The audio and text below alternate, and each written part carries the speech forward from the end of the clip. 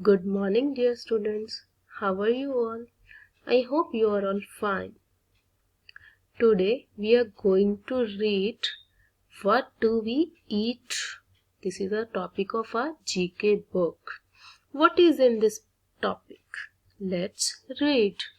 We eat different parts of our plant like root, leaf, stem, flowers and seed. Now question is, identify the parts of these plants we eat and write them in the correct column.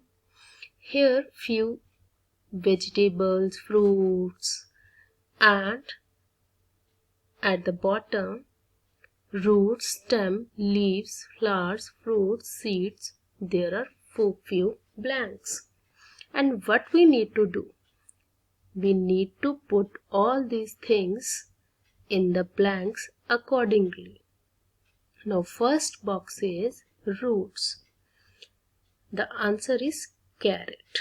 Carrot is a root and we eat as root. Stems, asparagus. We eat asparagus as stems. Leaves, cabbage. We eat the leaves of cabbage. Flowers, broccoli. Broccoli look like a flower and we eat it as a vegetable. Fruits, tomato. Seeds, corn.